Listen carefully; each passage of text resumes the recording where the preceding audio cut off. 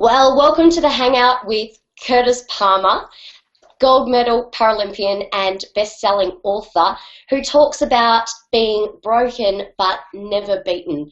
So welcome to the Hangout. Thanks for joining us, Curtis. Hi, how are you?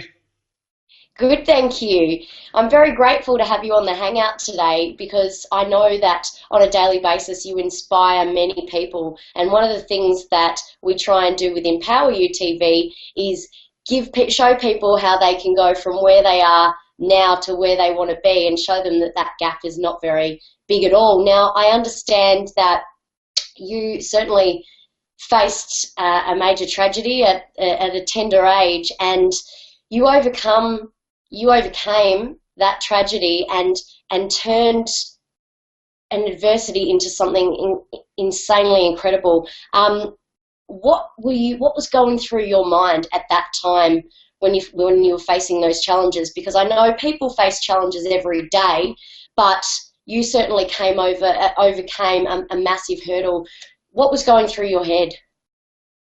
Not much was going through my head at the time. It was obviously a big shock to the system and something that took a long time to get used to. But I guess my personality kind of meant that I was always going to move on quickly because I was a solutions-based kind of a person. So anytime I was faced with any kind of challenge, it was like, okay, how am I going to get over this? I was, luckily for me, a naturally positive person. I have been all my life, so that kind of really helps. But I've also had a very supportive family and friends network as well. But I guess the biggest thing that helped me to get back to where I wanted to be was just getting back to my passion. Here I was laying in hospital, faced with living the rest of my life as a quadriplegic, and I really didn't know what to do with my life apart from just set myself little goals. And the first little goal was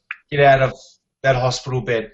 The second goal was get my way down to physio. The next goal was getting to rehab, getting back to school. All these little goals added up to some really cool things. It wasn't until I was introduced back into sport that I realized that, okay, I can't play rugby league anymore, the one thing that I love to do more than anything in the whole world, but there's so many other things that I can do with my life, and that's kind of, that kind of set me up for the rest of my life, really.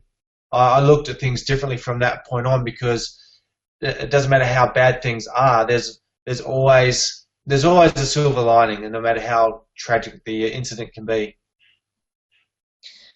Wow, that is certainly some inspiring words, and I guess to take away from what you just said, the bite-sized steps and setting small goals for yourself, because I know there's a lot of people that look at a situation and are overshadowed by the cloud and the shadow of the thing, as opposed to just tackling the problem itself in small, manageable steps.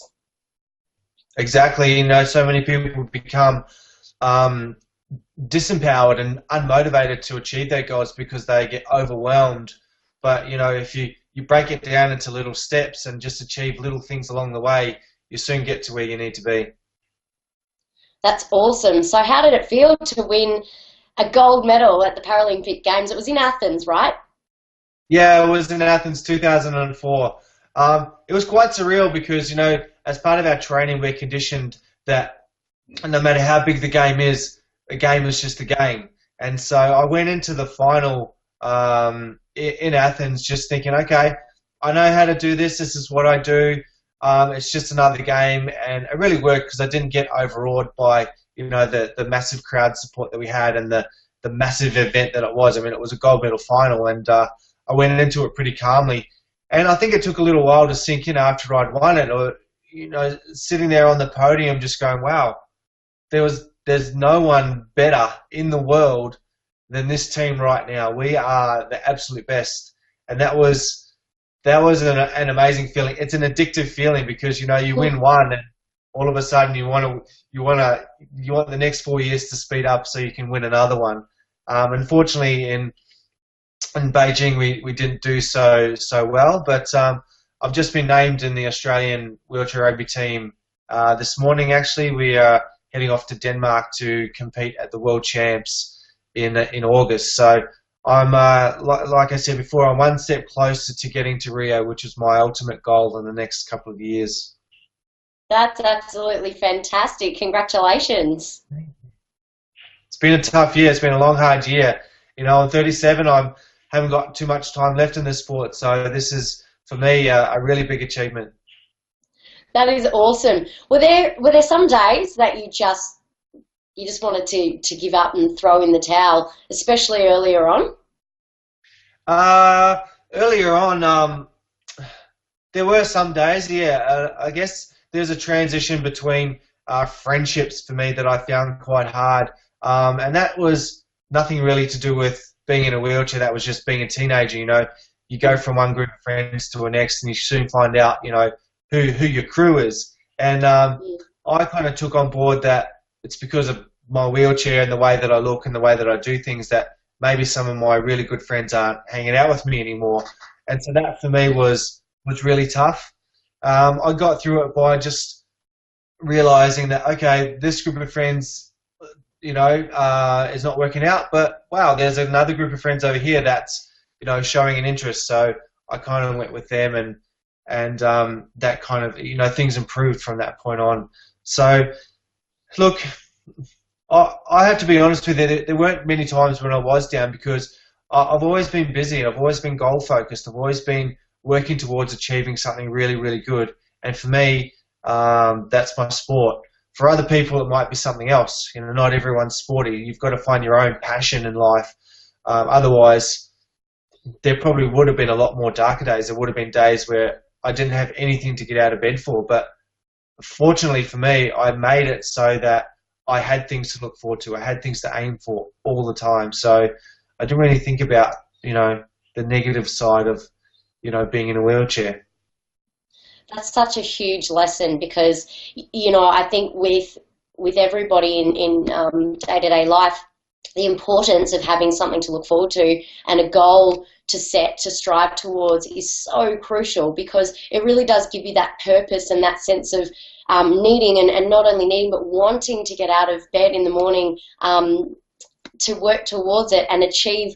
When you're achieving those little bite-sized chunks all towards a bigger picture and a huger goal, you know, it gives you that sense of achievement, which is also important in the way you value yourself as well too. So I think that's a massive, massive message. And did you find, I mean, obviously you inspire so many people, which is incredible, because the energy that you exude and the lessons and the knowledge and wisdom that you can give so many people, that rubs off on a lot of people. How does it feel to be able to affect so many people's lives in the way that you do?